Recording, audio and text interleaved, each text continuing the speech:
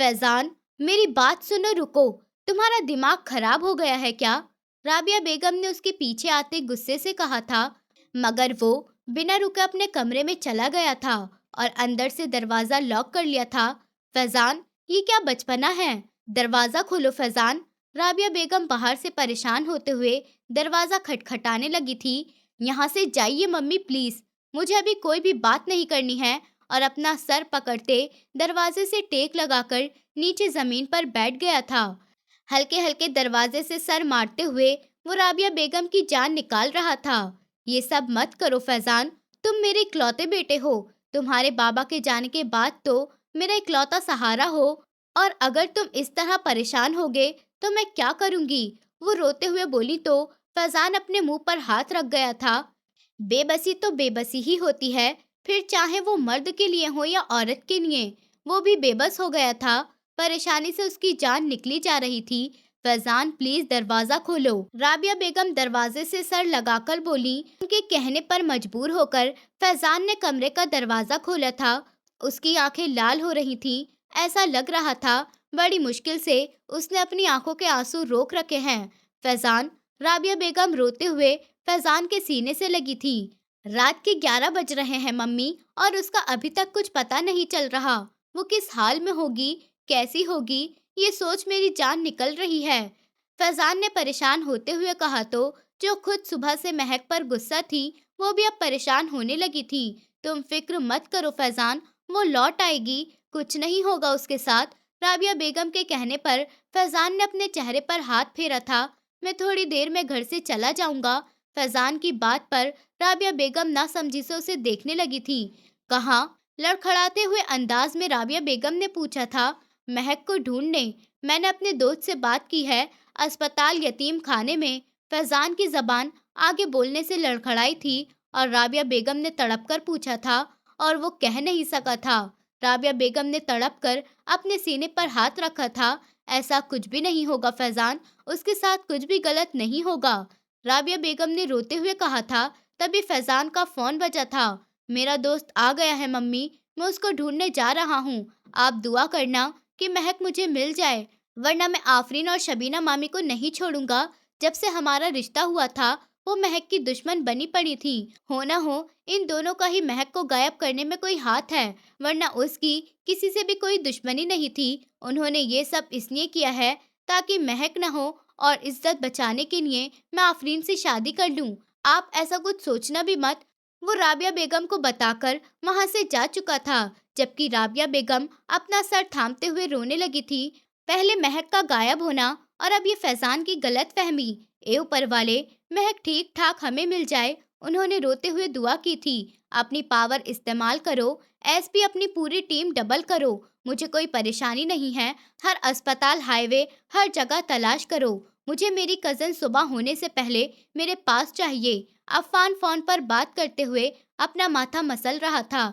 You idiot, जब मैं कह रहा हूँ वो घर से अपनी मर्जी से निकली थी, तो फिर सिर्फ कुछ देर के लिए 2 दिन बाद उसकी शादी थी। उसकी पसंद से उसकी शादी हो रही थी। सपा की बात पर अफान गुस्से से गुर्राया था। अगर उसका कुछ नुकसान हुआ या कुछ भी हुआ तो मैं तुम लोगों की नौकरी नहीं रहने दूंगा। Got it? गुस्से से कहते हुए अफान ने अपना फोन बेड पर फेंका था। पहले जो पुलिस महक की मिसिंग रिपोर्ट लिखने के लिए तैयार नहीं थी, अब अफान के फोन करने पर न सिर्फ रिपोर्ट लिखी गई थी, बल्कि पुलिस की पूरी सोर्स महक को चप्पे पर ढूंढ रही थी। कहाँ चली गई महक? तुम पता नहीं किस हाल में होगी। बेड पर बैठे अफान ने अपना सर हाथों में गिराया था। इसका सीधा पांव तेजी से हिल रहा था। यह अफान के डिप्रेशन में जाने की निशानी थी। कहाँ जा सकती है महक? वो कैब ड्राइवर, वो अपनी मर्जी से गई थी, और घर के ड्राइवर की जगह उसने टैक्सी क्यों बुक की थी? इसका मतलब छुपकर वो कोई ऐसी जगह पर जा रही थी जहां पर हम लोगों ने उसे जाने से मना किया था। अफान ने अपनी आईब्रो उठाई थी। वो गहरी सोच में था। क्या वो इस शादी से भागी है? अफान के दिल में सवाल उठा था। नहीं, शादी तो उसकी पसंद की है, वो शादी से नहीं भाग सकती, और अगर भागती तो पीछे कोई ना कोई लेटर तो छोड़कर ही जाती। गहरी सांस लेते हुए एक बार फिर फोन उठाया था। अफान ने अपने मैनेजर को कॉल की थी। फोन ट्रेस हुआ। कॉल उठाते ही अफान ने पहला सवाल किया था। सर, कोशिश कर रहे हैं लेकिन फोन बंद है। हम कोशिश कर रहे हैं, थोड़ा वक्त लगेगा। मैनेजर ने परेशान होते हुए कहा था। मुझे जल्द से जल्द लोकेशन चाहिए और हाँ, हैकर हायर करो, उसके सोशल अकाउंट्स कहाँ कहाँ से कब कब एक्टिवेट रहे हैं, सारी इंफॉर्मेशन निकालो। मुझे उसके फोन का पूरा डाटा चाहिए। अफान के कहने पर मैनेजर ने ओके सर कहकर फोन रख दिया था। इसी बीच दरवाजे पर कोई आया था। अफान ने पलटकर देखा तो आफरीन अंदर आई थी। आंखें रोने की वजह से लाल होकर सूज चुकी थी। भाई महक, आफरीन रोते हुए अफान के गले लगी थी। अफान ने उसे अपने गले से लगा लिया था। महक, मिल जाएगी आफरीन, मुझे बहुत फिक्र हो रही है। भाई, मुझे बहुत डर लग रहा है। आफरीन रोने लगी तो अफान ने नरमी से उसका सर थपथपाया था। तुम फिक्र मत करो आफरीन, सुबह होने से पहले ही महक हमारे पास होगी। अफ़ान के इतने यकीन से कहने पर आफरीन ने नजर उठाकर अफ़ान को देखा था। आप सच कह रहे हैं, महक आ जाएगी ना? आफरीन के कहने पर अफ़ान ने होठ मीचते हुए हाँ में सर हिलाया था। तुम जाओ अपने कमरे में और आराम करो, सुबह से रो रही हो, तुम्हारी तबीयत खराब हो जाएगी। अफ़ान के कहने पर आफरीन अपने आंसू साफ करते हुए कमरे से निकल गई थी। कैसे मान लेती वो उसकी बात, कैसे यकीन कर लेती, जबकि वो महक को गायब करवाने में उसका बराबर का हाथ था। रात को बैठकर उसने फैजान को रो रो कर मांगा था, बहुत शिद्दत से दुआ मांगी थी कि ए ऊपर वाले कुछ भी कर, बस महक को रास्ते से हटा दे। पर अब जब वो रास्ते से हट गई थी तो उसकी जान निकली जा रही थी। अपने कमरे में आते ही वो अपने बेड पर उल्टा मुंह कर कर गिरी थी। ए ऊपर वाले, मैं अपनी दुआ वापस लेती हूँ, नहीं चाहिए मुझे फैजान, बस प्लीज महक वापस आ जाए। आप तो ऊपर वाले हैं, आप तो सब जानते हैं कि वो इस वक्त कहाँ है, कैसी है। प्लीज उसको सही सलामत घर वापस पहुंचा दीजिए। वो अपना चेहरा हाथों में छुपाए फूट फूट कर रो दी थी। दूसरी तरफ शबीना बेगम, जो दिन भर नफरतों से अपने मुंह से जहर उगलती रही थी, अब बैठकर महक की सलामती की दुआ कर रही थी। वो उनको लाख ना पसंद थी, मगर वो थी तो उन्हीं के घर की बच्ची।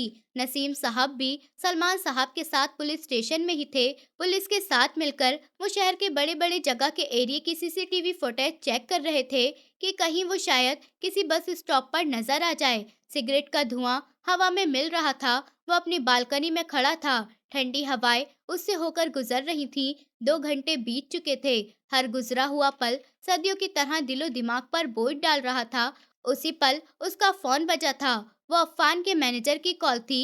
सर, फिलहाल लोकेशन तो ट्रेस नहीं कर सके हम, मगर महक के नंबर से उनका व्हाट्सएप डाटा, ईमेल और कॉल हिस्ट्री वगैरह ट्रेस कर ली गई है। मैंने सब कुछ आपको ईमेल कर दिया है। मैनेजर ने अफान को इन्फॉर्मेशन दी थी।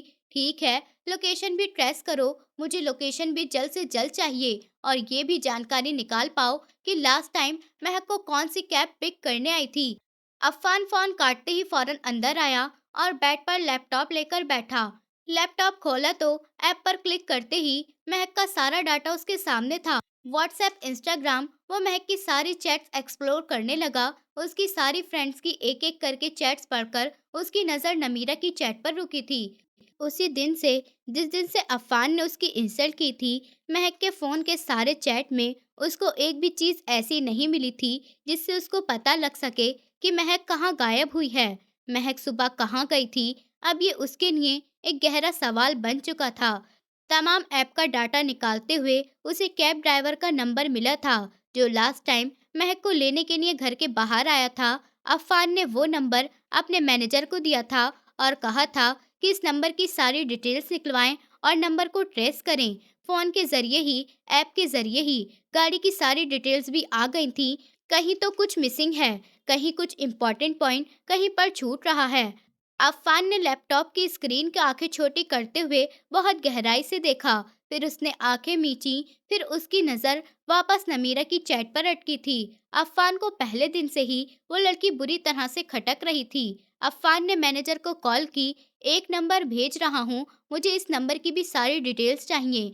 ट्रेस करो इस नंबर को और बताओ मुझे ये लड़की और कितने सिम यूज़ करती है, कहाँ जाती है, कहाँ आती है, क्या करती है। मुझे सब कुछ जानना है। और सुबह के टाइम ये कहाँ पर थी? मैनेजर से बात करते टाइम ही फैजान ने नमीरा का नंबर उसको सेंड किया था और फिर कॉल कट कर दी थी। लैपटॉप बंद कर कर वो कमरे में टहल रहा था और अब रात के 5 बज चुके थे, मगर नींद उसकी आंखों से कोसों दूर थी। कंधे थकान की वजह से नीचे झुक गए थे और सर बुरी तरह से दर्द कर रहा था। ऐ ऊपर वाले, महक जहाँ भी हो बस ठीक ठाक हो। अफ़ान ने पूरे दिल से दुआ की थी। फिर उसके दिमाग में एक अचानक से कुछ आया था। अफ़ान ने फौरन लैपटॉप खोला और महक के मोबाइल डाटा में जो फेसबुक आईडी शो हो रही थी, तो वो आईडी महक खान के नाम से थी। और अफ़ान को अच्छे से याद था कि महक की एक और आईडी भी थी जो नूर के नाम से थी। उसने एक बार उस आईडी से अफ़ान को मैसेज भी किया था। और गॉड थिम, अफ़ान ने परेशान होते हुए फौरन फोन उठाया था। महक के नंबर पर एक और आईडी बनी थी, नूर के नाम की। महक की आईडी की डिटेल्स भी चाहिए मुझे। अफ़ान के फोन पर कहने पर कुछ देर खामोशी छाई थी। जी सर, नूर के नाम की भी एक आईडी थी, पर ये दोपहर ही डीएक्टिवेट की गई है, डिलीट कर दिया गया है ये अकाउंट। अफ़ान ने एक गहरी सांस ली। उसे यहाँ से कोई क्लू मिल सकता था। फौरन आईडी को रिकवर करो और मुझे इसका पूरा डाटा भी भेजो। अफ़ान के कहने पर मैनेजर ने फ़ोन बंद कर दिया। कुछ देर बाद मैनेजर की कॉल आई। मैनेजर ने नूर नाम की आईडी रिकवर करवाकर और उसकी सारी डिटेल्स भी अफ़ान को सेंड कर दी थी। अफ़ान की नज़रें एक बार फिर लैपटॉप की स्क्रीन पर जमी थी और इस बार आंखों में चमक दिखाई दी थी। नूर नाम की आईडी से हम्माद नाम के लड़के को मैसेज किया गया था। यह मैसेज रात के 2 बजे के करीब किया गया था। प्लीज़ नाराज़गी छोड़ दो ना। अच्छा ठीक है, मैं तुमसे मिलने आऊँगी। मेरा तुमसे मिलने का बहुत दिल कर रहा है। महक की तरफ से ये मैसेज उसे भेजा गया था। रहने दो, तुम्हारे ये मनाने का पुराना तरीका है। झूठ क्यों बोल रही हो तुम? मुझसे मिलने नहीं आ सकती क्योंकि तुम तो मायूं बैठ गई हो। तुम्हें मेरी मोहब्बत का एहसास नहीं। महक, मैंने आज तक किसी से इतनी दिल से मोहब्बत नहीं की जितनी तुमसे की थी। मुझे तो सोच सोच कर जान निकल जा रही है कि अगर तुम्हारी शादी हो गई तो फिर हम कैसे बात करेंगे, कैसे मिलेंगे। हम्माद की आईडी से रिप्लाई आया था और अफ़ान के माथे पर बल पड़े थे। तुम मेरी मोहब्बत को ना आजमाओ। चलो ठीक है, मैं तुमसे सुबह ही मिलने आऊंगी। महक की तरफ से ये मैसेज था। ठीक है, अगर तुम कल सुबह नहीं आई तो तुम्हारी और मेरी बातचीत हमेशा के लिए खत्म। मेरे अंदर और कुछ झेलने की ताकत नहीं है।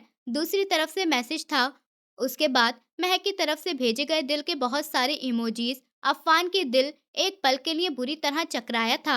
स्क्रीन को बहुत देर तक घूरने के बाद अफ़ान ने दोबारा मैनेजर को कॉल की थी। इस पर पुराना डाटा नहीं है, ये सिर्फ कल रात की चैट है और इस चैट को देखकर लग रहा है कि इससे पहले भी इस आईडी पर कन्वर्सेशन होती रही है। मुझे इससे पहले का भी डाटा चाहिए। मुझे इससे पहले की भी उनकी सारी कन्वर्सेशन चाहिए। अफ़ान ने अपना माथा मसलते हुए कहा था।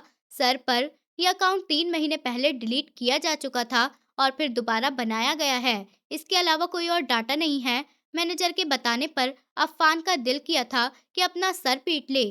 ठीक है, सुबह होने वाली है और मुझे उस ड्राइवर के और महक के फ़ोन की लोकेशन चाहिए। ये कहते ही अफ़ान ने फ़ोन बंद कर दिया था। अफ़ान फ़ोन और लैपटॉप बंद करने के बाद थोड़ी देर के लिए बेड पर लेटा तो आंखें और सर बुरी तरह से दर्द करने लगे थे। अफ़ान ने अपनी आंखें मूंदी और अपनी आंखों पर हाथ रख लिया। तुम्हारे हिटलर भाई का ये 7वां जन्म लगता है मुझे।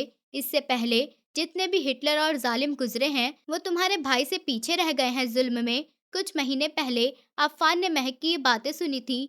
किचन में खड़े हुए इसी पल अफ़ान के होठ मुस्कुराए थे, पर सोचते ही आंखों के किनारे नम होने लगे थे। तुम्हें नहीं जाना चाहिए था महक। काश तुम सोच लेती कि तुम्हारे पीछे कितनी जिंदगियां जुड़ी हुई हैं। अफ़ान झट से उठ बैठा था।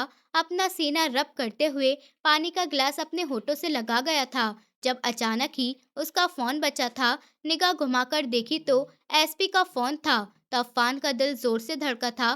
फोन उठाते ही उसने कान पर लगाया, पर पीछे से अपने चाचा की रोती हुई आवाज सुनकर आंखें लाल होकर नम होने लगी थी। सर, आपके ऑर्डर के मुताबिक मैंने अपनी पूरी पुलिस सोर्स महक मैडम को ढूंढने के लिए लगा दी थी। इन 5 घंटे में हमने शहर का कोई कोना नहीं छोड़ा। सारे बस स्टेशन, रेलवे स्टेशन, सब कुछ छान लिया। सबकी सीसीटीवी फुटेज चेक कर ली है। मगर हमें महक मैडम या उनकी कोई दोस्त कोई गाड़ी कहीं स्पॉट नहीं हुई। सारे अस्पताल, यतीम खाने, सब जगह हमने छानबीन कर ली है, मगर महक मैडम हमें कहीं पर भी नहीं मिली। आपके पापा के कहने पर हम उनके दोस्तों के घर की तलाशी भी ले चुके हैं, पुलिस वाले ने बताया। तो अफ़ान अपनी आंखें मीच गया था। वो बेड पर बैठा था। एक गरम जलता हुआ आंसू उसकी आंख से निकला था और नाक के कोने पर अटक गया। मुंह से गहरी सांस छोड़ते हुए उसने फोन बेड पर फेंका। कोई पावर, कोई पैसा, कोई रुतबा इस वक्त ऐसा नहीं था जो उसकी मदद कर सकता था। उसे लगता था कि वो इतनी पावर रखता है कि पल भर में किसी को नचा सके, पर अब सब कुछ बेकार लग रहा था। अब वो बेबस महसूस कर रहा था खुद को। महक उसके होठों से हल्के से निकला था। दरवाजे पर कोई आया तो उसने फौरन सीधे होते हुए अपनी नाक पर आए उस आंसू के कतरे को साफ किया था। अपनी आंखों को मसला और खड़े होते हुए अपने हाथ कमर पर बांध दिए थे। पर चलने के बावजूद भी कंधे और सीने पहले जैसा चौड़ा नहीं कर पा रहा था, बल्कि और झुक गए थे। अफ़ान दादाजी कमरे में आए थे। उनकी दाढ़ी से पानी टपक रहा था। शायद वो मुंह धोकर आए थे। बाहर चलो, आज अकेले नहीं चल पाऊंगा, गिर जाऊंगा। दादाजी के कहने पर अफ़ान हाँ में सर हिलाता हुआ दादाजी के पास आया था। दादा जान को सहारा देते हुए वो बाहर की तरफ ले जाने लगा। कुछ खबर मिली है महक की? दादाजी ने परेशान होते हुए पूछा था। नहीं, अफ़ान ने ना की आवाज में कहा था। अभी अफ़ान के पास दादाजी को देने के लिए कोई उम्मीद नहीं थी। तुमने कहा था सुबह तक महक मिल जाएगी। दादाजी ने उसका किया हुआ वादा याद दिलाया था। जी दादा जान, मैं कोशिश कर रहा हूँ। ये कहते हुए उसकी आवाज कप-कपाई थी। वो थोड़ी आज़ादी पसंद है, थोड़ी लापरवाह है, मगर मेरी बच्ची बदकिरदार नहीं है अफ़ान। दादाजी ने नम आवाज में कहा था। फैज़ान से उसकी शादी उसकी पसंद और उसकी मर्जी से हो रही थी। वो घर से भागी नहीं है। दादा जान उसे यकीन दिला रहे थे। मैं जानता हूँ दादा जान, वो ऐसी नहीं है, बस मिल जाएगी। आप फिक्र मत करिए, दुआ करिए कि वो सही सलामत मिल जाए। अफ़ान की बात पर दादाजी खामोश हो गए थे। दोनों दुआ में हाथ उठाए बैठे थे।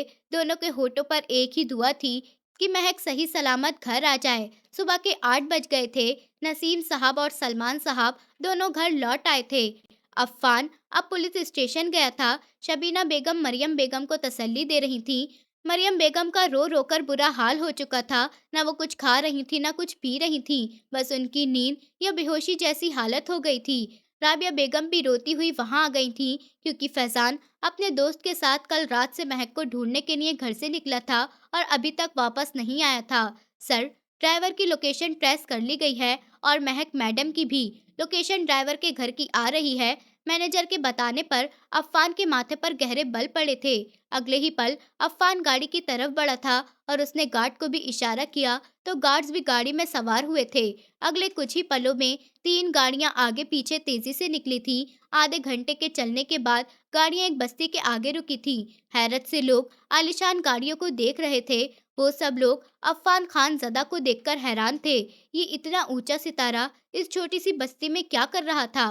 ड्राइवर के घर के आगे गाड़ी रुकी थी। गार्डों ने फौरन दरवाजा पीटना शुरू कर दिया था। ड्राइवर ने दरवाजा खोला तो बाहर गार्ड को खड़ा देखकर डरकर दरवाजा बंद करने लगा। तभी गार्ड ने एक जोरदार लात दरवाजे पर मारी थी। दरवाजा पहले से ही कच्चा था। जंग खाए हुए दरवाजा एक पल में नीचे गिरा था। मैंने कुछ नहीं किया, मैंने कुछ नहीं किया, प्लीज मुझे छोड़ दो। वो ड्राइवर हाथ जोड़ रहा था। अंदर से उसकी वाइफ और एक बच्चा भी बाहर आया था। तलाशी लो।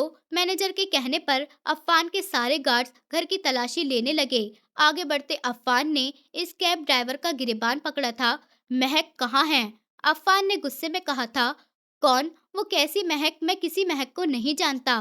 ड्राइवर ने डरते हुए बोला था। बकवास मत करो, अगर नहीं बताया तो अंजाम बुरा होगा। जल्दी से बताओ महक कहाँ है? अफ़ान ने जोरदार थप्पड़ ड्राइवर के मुंह पर मारा था। ड्राइवर हाथ जोड़कर रोने लगा था। ड्राइवर के रोने पर अफ़ान के मैनेजर ने उसका गिरेबान पकड़कर उसे खड़ा किया था।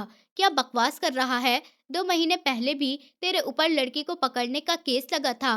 केब में लड़कियों को बिठाकर उनको किडनैप करता है। मैनेजर के कहने पर ड्राइवर की वाइफ ने अफ़ान के आगे हाथ जोड़ दिए थे। साहब, मैं जानती हूँ ये नियत का खराब है, मगर ये किसी लड़की को किडनैप नहीं कर सकता। मेरा यकीन करिए, वो औरत रोते हुए बोली तो अफ़ान का चेहरा लाल पड़ने लगा था। इस लड़की के फ़ोन की लास्ट लोकेशन यहाँ की ट्रेस हुई है। क्या तुम भी शामिल हो इस जुर्म में? कहाँ छुपाया है उसे? मैनेजर के कहते ही ड्राइवर की बीवी अंदर भागी थी और जब वापस आई तो हाथ में कीमती मोबाइल था। वो मोबाइल देखते ही अफ़ान चौंका था। वो महक का मोबाइल था। साहब, मैडम मेरी गाड़ी में अपना मोबाइल भूल गई थी। मैंने देखा था, मगर लालच में आज ये फ़ोन बेचने वाला था। अफ़ान ने फ़ौरन उसके हाथ में से फ़ोन लिया। एक और उम्मीद उसके हाथ से निकल चुकी थी। अफ़ान तेज़ी से इस घर से बाहर निकला था। अपने माथा उँगलियों से दबाते हुए वो गाड़ी की तरफ बढ़ा। सर, क्या करना है? आप परमिशन दे तो रिमांड में ले लें। गार्ड के पूछने पर अफ़ान ने ना में सर हिलाया था। इसकी गाड़ी किस किस ट्रैक पर गई थी? सीसीटीवी कैमरा चेक करो। इसने महक को कहाँ पर ड्रॉप किया था? इसकी गाड़ी पर, इसके घर वालों पर, सब पर नजर रखो। कब किससे मिलते हैं, किससे बात करते हैं, सब पर। गार्ड से बात करते हुए उसने मैनेजर को चलने का इशारा किया था। सर, ये मुझे नॉर्मल केस नहीं लग रहा है। कहीं कुछ मिल ही नहीं रहा। ये मुझे ऐसा लग रहा है किसी ने पहले से ही प्लान किया हुआ था।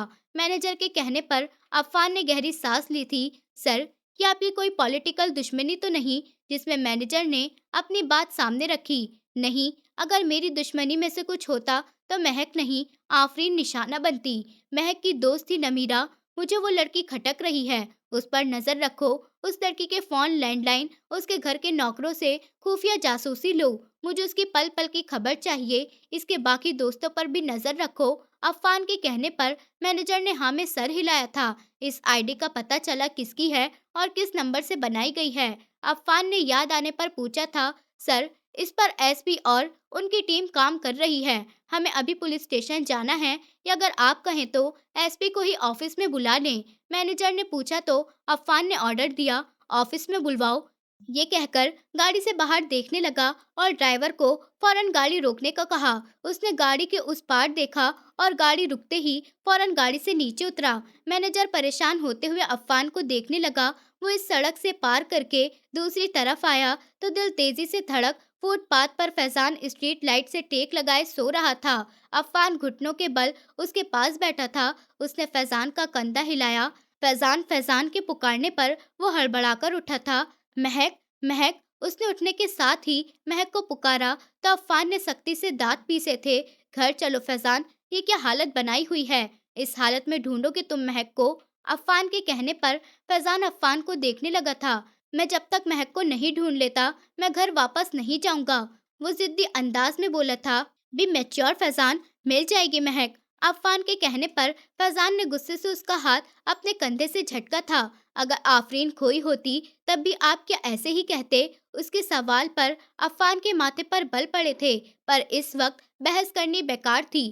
चलो उठो, मेरे साथ घर पर चलो। एसपी आ रहा है, उसके पास कोई इन्फॉर्मेशन है महक की। अफ़ान के कहने पर फैजान एकदम खड़ा हुआ और गाड़ी की तरफ बढ़ा। अफ़ान उसकी तरफ देखता रहा। इससे साफ दिख रहा था कि वो कितना परेशान था। सड़क पर बैठे ही उसकी आंख लग गई थी। नींद उस पर हावी हो गई थी, मगर अफ़ान अपनी आंखें तक बंद नहीं कर सका था। आंखें बंद करते ही नजर के सामने महक का चेहरा आ जाता था। अफ़ान फैजान के साथ ऑफिस पहुंच गया था और थोड़ी ही देर बाद एसपी भी 2 हवलदारों के साथ ऑफिस में आ गया था। सर, वो हम्माद नाम की आईडी किसी हम्माद नाम के नंबर से बनी हुई थी, मगर परेशानी की बात यह है कि महक मैडम ने जब लास्ट टाइम बात की तब वो आईडी शहर के आगे वाले एक छोटे से इलाके में एक्टिव थी। अगर कोई महक को मिलने के लिए बुलाता है तो वो इतनी देर में इस शहर में नहीं आ सकता। एसपी के कहने पर अफ़ान के माथे पर परेशानी की लकीरें गहरी हुई थी। मामला पेचीदा होता जा रहा था। इस हम्माद नाम के बंदे को उठा लो, यही सब उगलेगा। फैजान ने गुस्से से कहा था। सर, 2 महीने पहले ही इस बंदे की डेथ हो चुकी है और जहां से ये आईडी ट्रेस हुई है उस घर में किसी के पास भी फोन नहीं है। उसके बाद ही आईडी डिलीट कर दी गई और जहां से ये लास्ट लोकेशन ट्रेस हुई वो आपके घर की थी। पुलिस वाले ने कहा तो अफ़ान ने अपना सर पकड़ लिया। सर, महक मैडम की गुमशुदगी जितनी नॉर्मल लग रही है उतनी नॉर्मल नहीं है। वो अपनी मर्जी से घर से बाहर निकली और उनको साजिश के तौर पर किडनैप किया गया, और ये जाल सिर्फ आज कल में नहीं बिछाया गया, बल्कि ये महीनों की प्लानिंग लग रही है। एसपी की बात समझते हुए अफ़ान ने हाँ में सर हिलाया था। सर, मैं कुछ कहना चाह रहा था, अगर आप परमिशन दे तो। एसपी ने परमिशन लेते हुए कहा तो अफवान ने बोलने की परमिशन दी। सर, हमने सब जगह ढूंढ लिया, शायद हम जो समझ रहे हैं वो बात ना हो। सर, या तो ये बहुत पेचीदा केस है या फिर बहुत सिंपल। एसपी ने कुर्सी को आगे खिसकाते हुए कहा था, पहले सीधे हो जाओ और फिर जो कहना है वो कहो। एसपी ने एक नजर अफवान के बिगड़ते हुए चेहरे पर डाली थी, फिर उसने कहने की हिम्मत जुटाई। वो जानता था सामने बैठा हुआ पठान इंसान था, वो बिल्कुल भी माफ करने की ताकत नहीं रखता था। सर, ऐसा होता है अक्सर, लड़कियां घर से निकल तो जाती हैं मगर उन्हें रास्ते का अंदाजा नहीं होता। फोन भी गिर गया था उनका। ऐसे में कुछ दरिंदे लोग मौके का फायदा उठाते हैं, लड़की को किडनैप कर कर गायब कर देते हैं। मुझे लग रहा है कि हमें एक बार रेड लाइट एरिया में भी। एसपी ने इतना ही कहा था जब फैजान ने गुस्से से उसका गिरबान पकड़ा था। तुम्हारी हिम्मत कैसे हुई बकवास करने की? रेड लाइट एरिया में, फैजान ने गुस्से से चीख जब हवलदारों ने उसे पीछे किया। प्लीज फैजान, इतना वक्त नहीं है कि मैं तुम्हें समझाने में बर्बाद कर दूं। मैं जज्बात में बहकर महक को नुकसान नहीं पहुंचाने दे सकता। अगर तुम होश में नहीं रह सकते तो जाओ यहाँ से। अफान गुस्से से दहाड़ा तो फैजान मुट्ठी भींचते हुए वापस अपनी जगह पर बैठ गया। ठीक है, तुम सारे रेड लाइट एरियाज भी कवर करो। ये कहते हुए अफान ने अपनी कुर्सी से टेक लगाकर जोर से आंखें मीची थी। सर, वहाँ हाथ डालना आसान नहीं है, बड़े बड़े लोगों के हाथ होते हैं वहाँ। एसपी की बात पूरी होने से पहले ही अफान ने अपना मोबाइल उठा लिया था, कमिश्नर को कॉल की थी। कुछ ही देर बाद उन्हें रेड लाइट एरिया कवर करने की परमिशन मिल चुकी थी। थैंक यू सर, मेरी दुआ है कि महक मैडम हमें शाम का सूरज ढलने से पहले ही मिल जाएं। शाम का सूरज भी ढल चुका था, शाम का पार भी शुरू हो गया था, मगर महक की कोई खबर नहीं मिली थी। रेड लाइट एरिया में पुलिस रेड भी मार चुकी थी। अब तो कोई रास्ता ही समझ नहीं आ रहा था। क्या महक कहाँ गायब हो गई? उसको जमीन ने निगल लिया है या आसमान खा गया है? सॉरी सर, हमें महक मैडम नहीं मिली और जहाँ ड्राइवर ने उन्हें ड्रॉप किया था वो एक छोटी सी बस्ती थी और वहाँ पर कोई सीसीटीवी कैमरा भी नहीं है। एक परचूनी की दुकान है, उसका कहना है कि महक मैडम वहाँ 12:30 के करीब कैब से उतरी थी और कुछ परेशान सी थी। उन्होंने इस परचूनी वाले से फोन भी मांगा था किसी को फोन करने के लिए, मगर फोन में बैलेंस नहीं था तो इसलिए उसने मना कर दिया था। कुछ ही देर बाद वहाँ पर हल्के पीले कलर की टैक्सी रुकी थी और महक मैडम मुस्कुराती हुई उस टैक्सी में बैठ गई थी। वो अंदर नहीं देख पाया था क्योंकि गाड़ी के शीशे बंद थे और ना ही उसने टैक्सी का नंबर नोट किया था क्योंकि उस जैसी बहुत सारी टैक्सी वहां से गुजरती रहती थी। पुलिस के बताने पर अफान ने अपने सामने बैठे दादाजी और चाचा सबको देखा और फोन बंद कर दिया। कुछ पता चला महक का? दादाजी ने फिक्रमंदी से पूछा था। नहीं दादाजी, मेरा दिमाग भी अब मेरे कोरे कागज की तरह हो गया है। मुझे कुछ भी समझ नहीं आ रहा। ऐसा लग रहा है कि मैं गहरे समंदर में डूबता जा रहा हूँ, पर कहीं से भी किनारा या किनारा का जाता हुआ रास्ता नजर नहीं आ रहा। अफान ने बेबस होते हुए कहा तो कमरे से आई हुई निढाल मरियम बेगम की आंखों से एक बार फिर आंसू बहने लगे थे। हम इश्तिहार नहीं लगवा सकते क्या? 1-2 करोड़ की रकम रखेंगे तो पैसे के लालच में कोई भी आकर उसे घर तक पहुंचा देगा। ये राय शबीना बेगम ने दी थी। मुझे शबीना बेगम की ये बात ठीक लग रही है और फिर ये बात भी कंफर्म हो चुकी है कि महक घर से भागी नहीं है बल्कि उसे ट्रैक किया गया है। नसीम साहब ने अपनी वाइफ की बात को बढ़ाते हुए कहा था और फिर सबकी बात मानते हुए महक का फोटो अखबार और तमाम न्यूज में दे दिया गया था। नीचे से ढूंढने वालों को या घर तक पहुंचाने वालों के लिए करोड़ों का इनाम रखा गया था। जो उम्मीद टूट सी गई थी वो एक बार फिर जाग उठी थी। महक के जल्द घर लौट के ख्याल ने उन सबको थोड़ा सा सुकून दिया था और कुछ ही दिनों में ये खबर दूर दूर तक फैल गई थी कि अफान खान ज़दा की कजिन महक किडनैप हो गई है। मगर हर गुजरते दिन के साथ ये खबर भी पुरानी होती जा रही थी और लोगों को नई खबर या नया चस्का मिल गया था और महक नाम का इनाम की रकम ये सब बहुत पीछे रह गया था। खाना खा लो मरियम, वैसे ही बीमार रहती हो और सूखती जा रही हो। शबीना बेगम कमरे में खाने की ट्रे लेकर आई थी। हर वक्त जिस जबान से जहर उगलता जाता था उस जबान में अब मिठास भर गई थी। मरियम बेगम की इस हालत पर उन्हें बहुत रहम आता था। कैसे खाना खा लूं भाभी, मेरी बच्ची को गायब हुए 4 महीने हो गए हैं। उसका कुछ अता पता नहीं है। पता नहीं वो किस हाल में होगी, कैसी होगी, जिंदा होगी भी या नहीं। मरियम बेगम ये कहते हुए बुरी तरह से रोने लगी थी। शबीना बेगम ने उनके सर पर हाथ फेरा था। भाभी, मुझे लगता है कि मैं जल्दी मर जाऊंगी। प्लीज मेरी बच्ची को ढूंढ लीजिए। अफान से पूछिए कि उसे कोई खबर मिली। वो तो सियासत में है ना, उसके लिए कुछ भी करना क्या मुश्किल है। मरियम बेगम ने रोते हुए, तड़पते हुए कहा था। सियासत में है मरियम, मगर है तो इंसान ही। कुछ चीजें इंसान के बस में नहीं होती हैं, वो भी ऊपर वाले का मोहताज है। तुम दुआ करो, वो तो हर चीज को जानता है। मिल जाएगी महक। उन्होंने मरियम के सर पर हाथ फेरते हुए उसे समझाया, मगर माँ को कहाँ सब्र आने वाला था। सब्र तो किसी को भी नहीं आ रहा था। 4 महीने बाद भी अफ़ान और फैज़ान महक को पहले दिन की तरह तलाश कर रहे थे। रोज़ अस्पतालों के बस स्टेशनों सब जगह के चक्कर लगा रहे थे। घर में वीरानी फैल चुकी थी। किसी के मरने का शौक भी 3 दिन तक मनाया जाता है, मगर महक को गायब होने को 4 महीने गुजर चुके थे। जबरदस्ती मरियम बेगम को खाना खिलाकर शबीना बेगम कमरे से निकल गई थी। आफरीन थी कि अभी यूनिवर्सिटी से आई थी। महक के गायब होने के बाद आफरीन के ऊपर पाबंदियां बढ़ गई थी। वो खुद भी हालातों से डर चुकी थी। दादाजी वेंटिलेटर पर आ गए थे। उन्हें रोज रोज सांस उखड़ने की परेशानी होती थी। कुछ पता चला महक का? अफ़ान ने ऑफिस से आते हुए मैनेजर से पूछा, तो मैनेजर ने ना में सर हिलाते हुए सर झुका गया। अफ़ान ने गहरी सांस ली और कमरे से निकल गया। घंटों दिनों में, दिन हफ्तों में, हफ्ते महीने में और महीने सालों में बदल गए थे। महक को गायब हुए 2 साल हो गए थे, मगर किसी को महक की कोई खबर नहीं मिली थी। पुलिस वाले भी अब थक चुके थे, मगर कोई भी महक को नहीं भूला था। मरियम बेगम की हालत ना जिंदा में रही थी और ना ही वो मर पाई थी। दादाजी की तबीयत अब पहले से थोड़ी बेहतर हो चुकी थी। किसी के जाने से किसी की जिंदगी नहीं रुकती है। अगर महक के जाने का असर किसी पर पड़ा था, तो वो थी मरियम बेगम। फैजान और अफ़ान थे। फैजान, राबिया बेगम कॉफी का कप लेकर फैजान के कमरे में आई थी। वो लैपटॉप पर बिजी अपने ऑफिस का काम कर रहा था।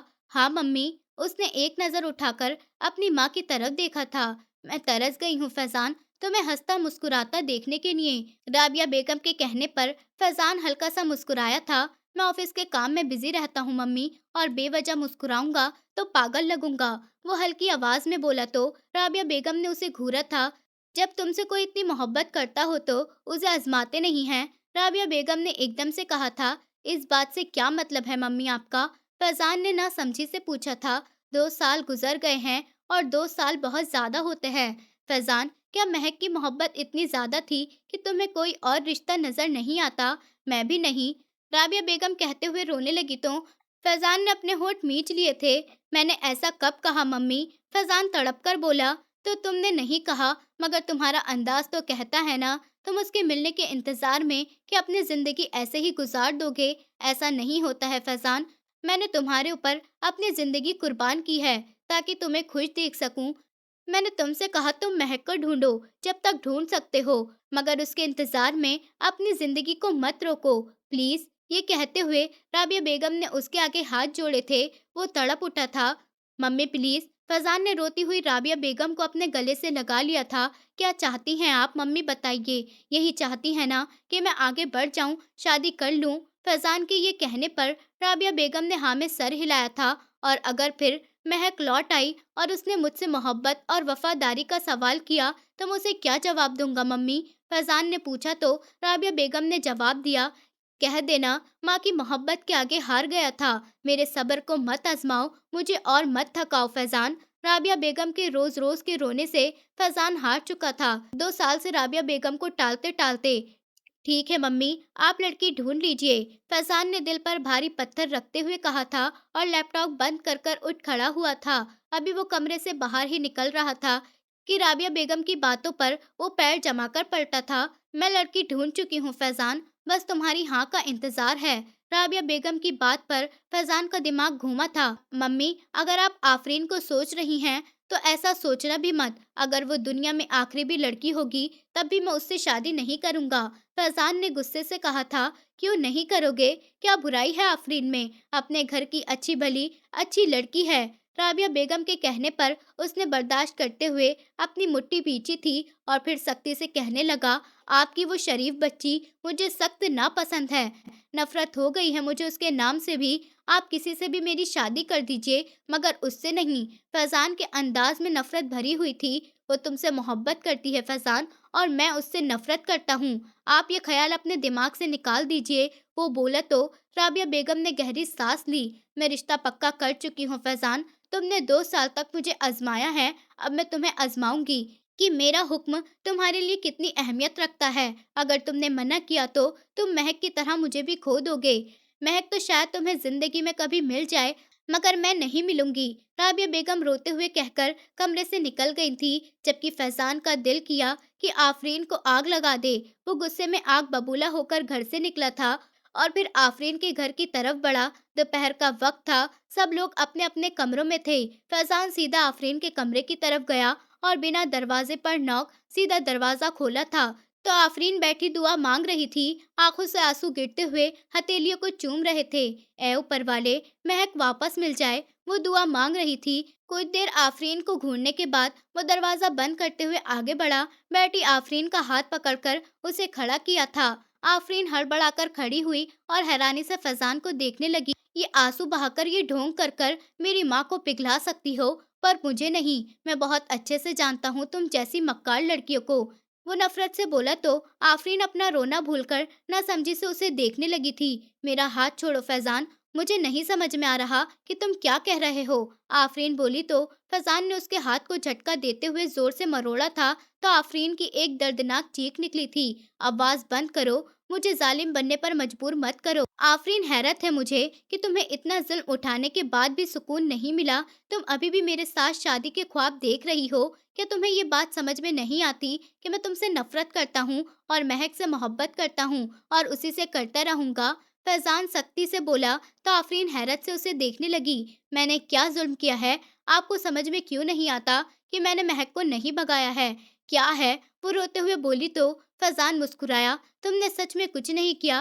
क्या तुम सच में खुद को इतना मासूम समझती हो? महक को कहीं भी आने जाने पर तुम और तुम्हारा भाई ही नजर रखता था। तुम्हारी माँ बातें बनाती थी। तुम लोगों ने उसे इतना टॉर्चर किया कि वो छुपकर हर काम करने लगी, छुपकर घर से जाने लगी। अगर तुम लोगों का इतना प्रेशर उसके ऊपर ना होता तो वो घर से बताकर ही जाती। आज हम इस परेशानी में ना होते। फैजान गुस्से से गुर्राया तो आफरीन का दिल धक से रह गया। उसने तो यहाँ तक सोचा भी नहीं था, तो क्या उसके कंधों पर एक और बोझ रख दिया गया था। हम उसकी भलाई के लिए उसे रोकते थे, इसी दिन की वजह से उसे रोकते थे। हम उससे मोहब्बत करते थे, उसका बुरा नहीं चाहते थे। आफरीन ने तड़प कर कहा तो फैजान ने गहरी सांस ली। तुम लोग मोहब्बत करते होंगे, मगर मुझे तुमसे और तुम्हारी मौजूदगी से भी नफरत है। आफरीन, मम्मी रिश्ता ले आई हैं या लेंगी, मगर तुम इस रिश्ते से मना करोगी, वरना ट्रस्ट मी, अगर मैंने तुमसे शादी की तो मैं तुम्हारी जिंदगी जहन्नम बना दूंगा। ये कहते हुए फैजान कमरे से निकल गया था। आफरीन बैठी थी और एक बार फिर से रोने लगी थी। थोड़ी देर बाद शबीना बेगम खुशी से दरवाजा खोलती हुई अंदर आई थी। आफरीन, क्या हुआ? क्यों रो रही हो? शबीना बेगम ने परेशानी से पूछा। दुआ मांग रही थी मम्मी, आंसू साफ करते हुए कहा। बस मेरी बच्ची, अब रोना बंद करो। तुम्हें पता है, आज राबिया की कॉल आई थी। वो फैजान के लिए तुम्हारा रिश्ता लाना चाहती है। शबीना बेगम ने खुशी से कहा। मम्मी, आप मना कर दें, मैं फैजान से शादी करना नहीं चाहती। वो निगाहें झुकाते हुए बोली तो शबीना बेगम ने न समझी से आफरीन को देखने लगी। पर क्यों? तुम तो फैजान से मोहब्बत करती हो ना? उन्होंने पूछा। नहीं करती थी, अब बस मना कर दे। राबिया फुप्पो ये रिश्ता फैजान की मर्जी के खिलाफ कर रही हैं। उसने कहा तुमसे ये सब? किस पागल ने कहा? उन्होंने मुझसे कहा है। वो फैजान की मर्जी से रिश्ता कर रही हैं। फैजान की हाँ होने के बाद उन्होंने रिश्ता मांगा है। शबीना बेगम ने उसका चेहरा अपने हाथों से साफ करते हुए उसे समझाया। नहीं अम्मी, अभी कुछ देर पहले फैजान यहाँ आया था। अभी अपनी नफरत दिखाकर गया है मुझे और मेरी मोहब्बत की औकात बताकर गया है। वो मुझसे मोहब्बत नहीं करता मम्मी। उसकी नफरत और महक के गायब होने का बोझ मुझे अंदर ही अंदर खाए जा रहा है। वो रोते हुए शबीना बेगम के गले लगती। शबीना बेगम पत्थर होती, अपनी बच्ची का दर्द महसूस करने लगी थी। कुछ देर बाद वो आफरीन को खामोश करवाकर अपने कमरे में चली गई थी और राबिया बेगम को कॉल मिलाई और फैजान के यहाँ आने से लेकर उसकी एक एक बात की शिकायत राबिया बेगम से की। राबिया बेगम फैजान की शिकायत पर अपनी आईब्रो ऊपर करती हुई लॉन्च में आकर बैठ गई और वो वहीं पर बैठी हुई राबिया बेगम फैजान का इंतजार करने लगी। वो लॉन्च में आता हुआ अपने कमरे की तरफ बढ़ने लगा, तभी राबिया बेगम की आवाज पर रुका था। फैजान, राबिया बेगम ने कहा था और उनके हाथों में चाकू देखकर हैरान हो गया था। अम्मी, ये आप क्या कर रही हैं? ये कहते हुए फैजान अपनी मम्मी की तरफ बढ़ा था तो राबिया बेगम उसे सख्ती से मना करते हुए रोक चुकी थी। खबरदार, बहुत मनमानी कर चुके हो तुम अपनी। बहुत थक चुकी हूँ मैं। तुम्हें जिंदा लाश की तरह देखने से अच्छा है कि मैं खुद मर जाऊं। ये कहकर राबिया बेगम ने अपने हाथ पर छुरी फेरनी चाही कि जभी फैजान ने आगे बढ़कर उनके हाथ से छुरी खींचकर जमीन पर फेंकी थी और उन्हें अपने सीने से लगा लिया था। मत परेशान करो मुझे फैजान, तुम मुझे जीते जी मार रहे हो, वो तड़प कर बोली। तो फैजान की आंखें नम होने लगीं। तुम आफरीन के पास गए थे, उसे अपनी नफरत दिखाकर आए हो। क्या चाहते हो आखिर तुम फैजान? वो बोली तो फैजान की आंखों में से आग निकलने लगी। वो मक्कार लड़की इतनी तेजी से बात को फैलाकर लड़ाई करवा चुकी थी। ठीक है मम्मी, जैसा आप चाहेंगी वैसा ही होगा। अब अगर आप आफरीन को अपने घर की बहू बना चुकी हैं, तो मैं आफरीन से शादी करने के लिए तैयार हूँ, मगर शादी बिल्कुल सादगी से होगी।